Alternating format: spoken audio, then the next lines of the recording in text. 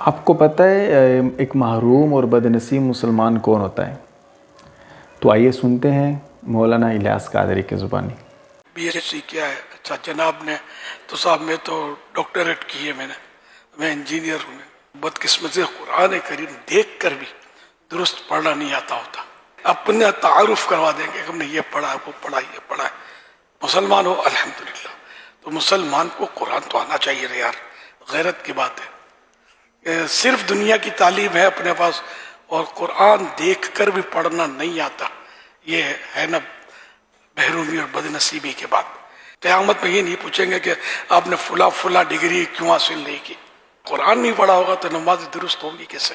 جان بوجھ کر اگر سیکھا ہی نہیں، کوشش ہی نہیں کی قرآن کریم پڑھ کے، تو نمازوں کا کیا بنے گا؟ تو نماز میں تو قرآن پڑھنا ضروری ہے۔ تو جو پڑھا لکھا ہے، جو نہیں پڑھا لکھا، دنیوی اعتبار سے کوئی بات نہیں، سب کے سب جو سنتے ہیں، جو سنتی ہیں، سب قرآن کریم اپنا درست کر لیں۔ جن کو پڑھنا آتا ہے مرحبا، وہ تلاوت کرتے رہیں تاکہ بھولے نہیں، اور جن کو برابر نہیں آتا تو آپ سیکھنا شروع کرتے ہیں۔ میں نے ایک ایسے بزرگ کو دیکھا تھا جس کی عمر 100 سال سے زیادہ بتائی جا رہی تھی، بھویں بھی وائٹ تھی، وہ بوڑھے تھے۔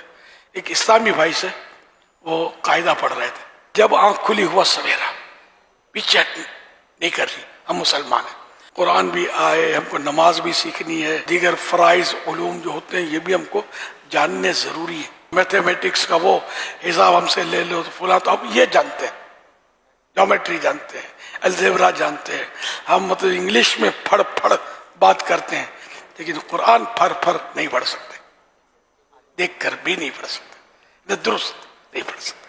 تو یہ میں تھوڑا آپ کے دلوں پر چوٹ کر رہا ہوں، اور اپنے دل پر بھی زیادہ چوٹیں لگنی چاہیے۔ من آنم کے من دانم، جانتا ہوں جیسا ہوں۔ مل جل کے ہم سب سیکھیں، قرآن کریم سیکھیں، نمازیں سیکھیں، اور اللہ پاک اور اس کے پیارے حبیب صلی اللہ تعالیٰ علیہ وآلہ وسلم کو راضی کرنے والے کام سیکھیں، تاکہ ہم دنیا کی ان رنگینیوں سے یا دنیا کی ان تنگیوں سے گزرنے کے بعد جب جائیں قبر میں، قبر ہماری ہمیں بھیچے نہیں، قبر تنگ ہوگی۔ جن پر رب ناراض ہوگا تو یہ قبر ہم پر تنگ نہ ہو، قبر ہم پر کشادہ ہو کر جنت کا باغ بن جائے۔ کاش دعوت اسلامی یہ سکھانا چاہتی ہے، ہم کہیں سیکھنے والے